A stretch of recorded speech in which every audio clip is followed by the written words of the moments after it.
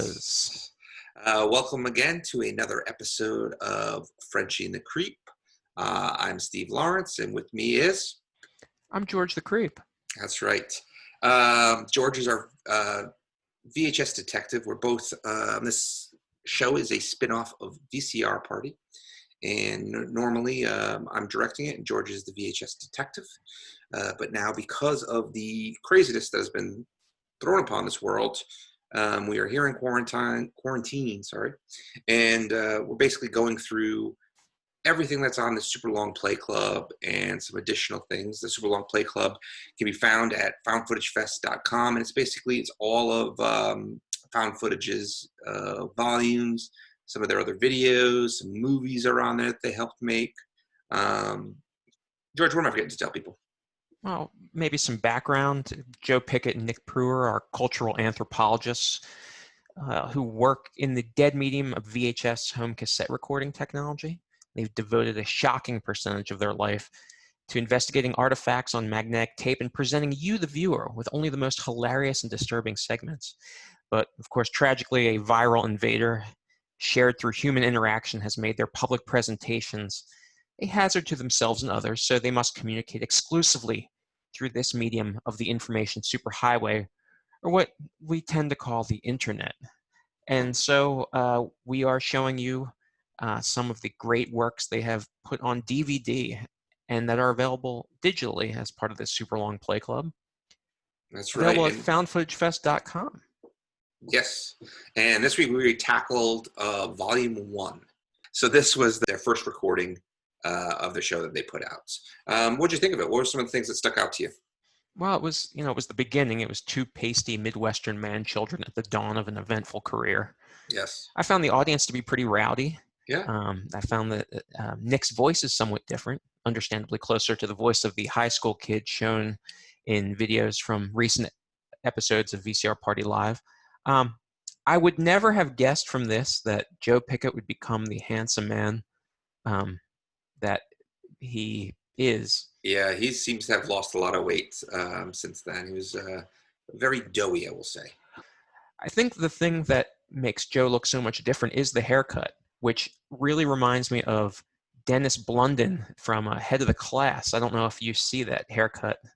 I can see it. Okay. So, but it's just, it's shocking to see him, a man, who's mainly defined by his lack of armpit hair, just looking so different. Yeah, I thought he looked a lot different. I do think from the very start, there were I'd say there are 5 videos. I know we've been talking about in previous episodes, what would be in the Found Footage Hall of Fame as far as, Found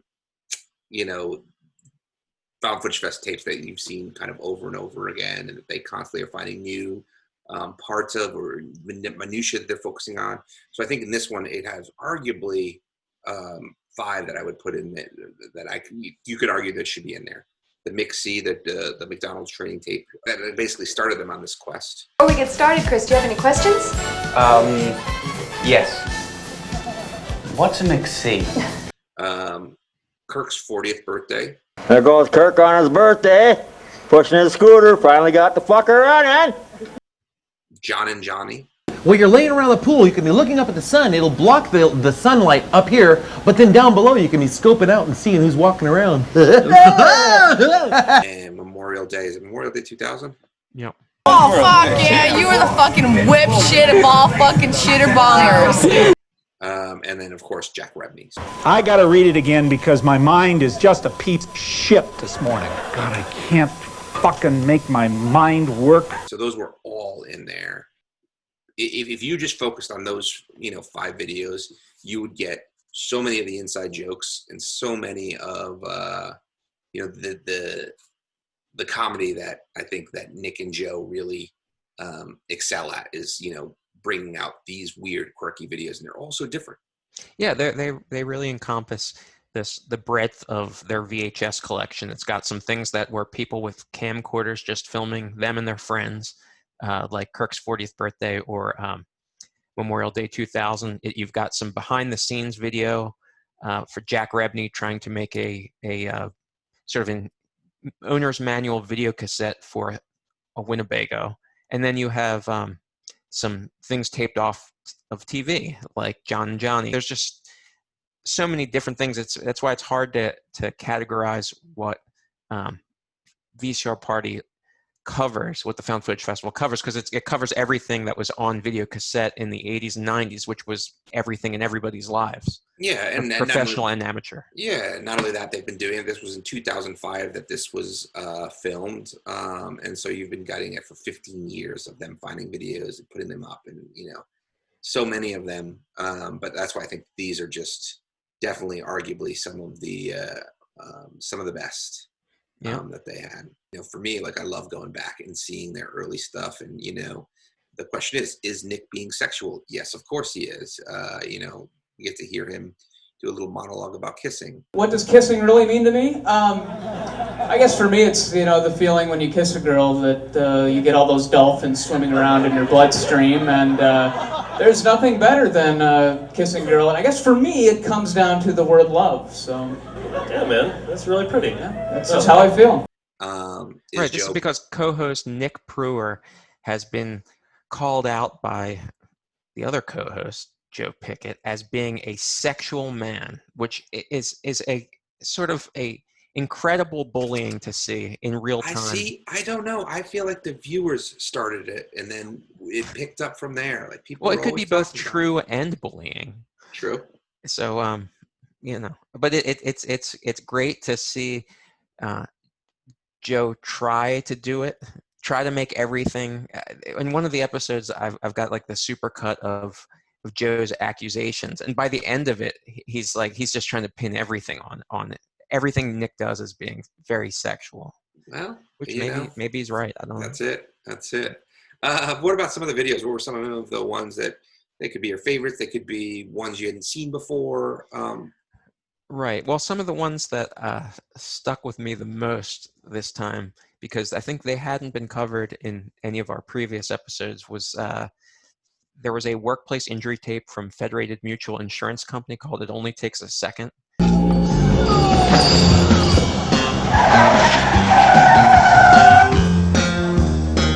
Watch out!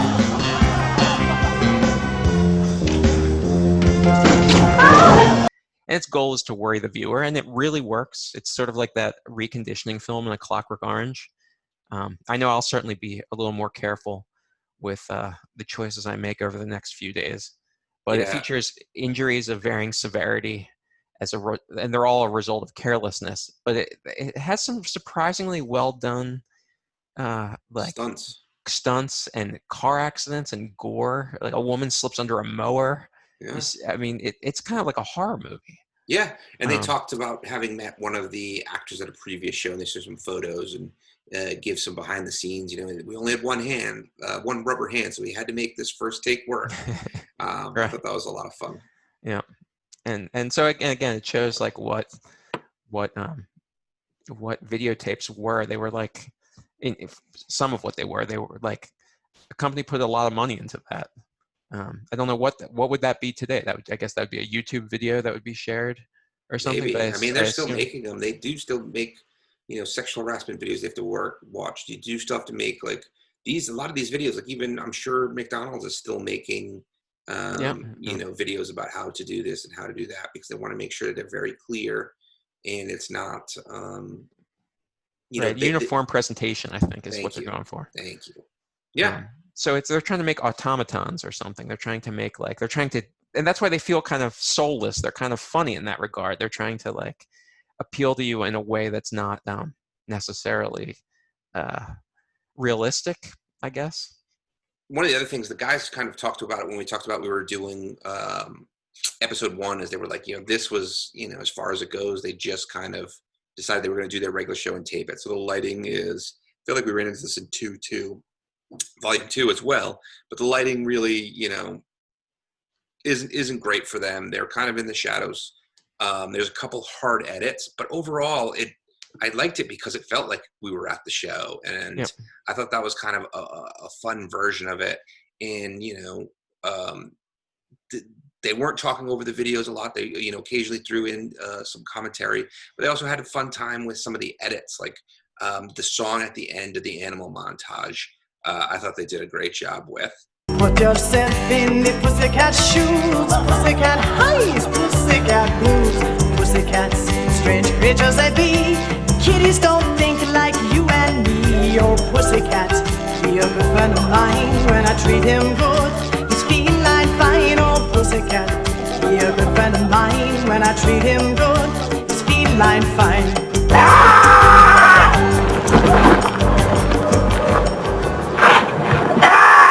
What else did you like?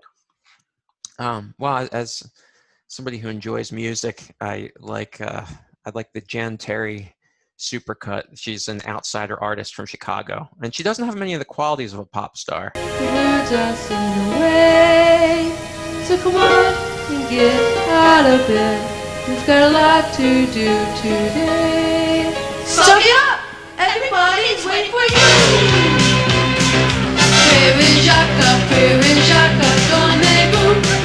Don't be ashamed to dance. It's fine. So come on, little brother. Come on, little brother. But you have to give it to her that she really tries. From what I've read, she like books all the time in the studio, like sets up all the video. And you may not like the songs, but which are sort of like catchy, like kind of Beach Boys-ish. I didn't understand them. I'm going to be honest. Like the song Sure. about the brother, I wasn't 100% sure what she was trying to say. Sure. Yeah, they have titles like "Get Down Goblin." Get down, Goblin. It's called Get Down Goblin. Halloween song. Get down, Goblin. But she reminded me a little bit of Daniel Johnston. Do you remember? I don't know if you know him. Yes. So I'm sorry, her and Daniel Texas. Johnston didn't start a family together. That they were in because they're both like they were sort of in their own world. I feel like Daniel Johnston was a little bit more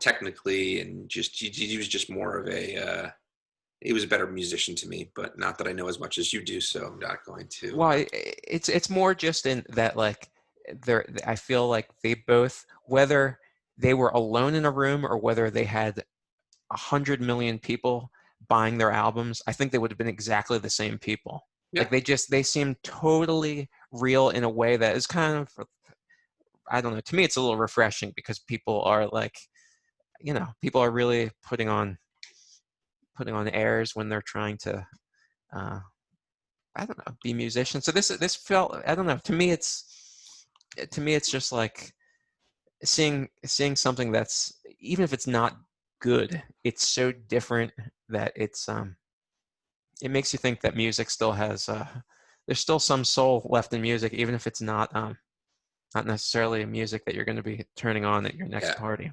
I do appreciate passion, and obviously she has it, and and not only that, follow through, because a lot of people have the passion but not the follow through, and the fact that she was able to do so much. I hadn't seen that one in a while, and it's just it just reminds you, it takes all types. There's a lot of different people in the world, and I think for me, I would overall definitely recommend this one. I think it's a strong one. It's early on, and they're not as polished as they are in some of the ones later, but overall I thought it was a really good one. I think it's a great one, just once again talking about whether it's the Winnebago Memorial Day, John and Johnny, just classics. You're going to classics. get a lot of classics that still come up today and that are still fun to watch and rewatch. So I would definitely recommend it. I'm going to give it a high score. So how many 4.5 Mickeys. Wow. Yeah. I was going to say 4, and I thought you would have. My guess, I thought you were going to say 3.5. No. So I'm gonna go a solid 4. Yeah, I think it's a really good one. I definitely recommend it. We're making today's episode a little bit shorter because we're going to try something different next week, hopefully. So we already started working on it. We will see what happens, but we are going to go back and look, instead of one of the volumes, instead of the Super Long Play Club, we are going to go back and check out, I think it's episode 30. Is it, George? Yes. So it's episode 30. It's the midterm election debate. Yes. 2018. Midterm election. It's fun. We're going to do something a little bit special with that.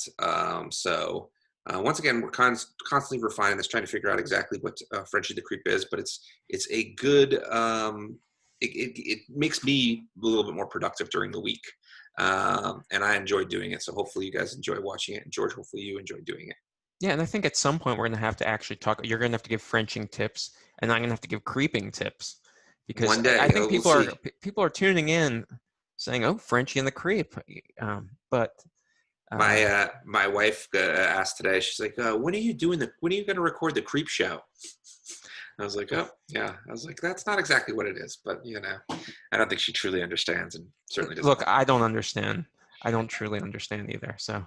All right. Well, before we say goodbye, I just want to remind everybody, if you can, please take a look at Found Footage's Patreon page. Their Volume 9 tour got postponed. So if you enter the position and you have a little bit of money, they do at the $10 and above level, they have a lot of video content, free video content they're doing. Every week they do on Tuesday, the normal VCR party. On Saturday, they are quarantine classics. No videos there, so I know that disappoints some, but or very few videos there. They do every Thursday an EP, and then Frenchy the Creek is on Wednesdays. But if you have a chance, definitely visit their Patreon page and donate. George, what am I forgetting to tell people? That we wish them a good week. Great. I think you really covered everything. Oh, good.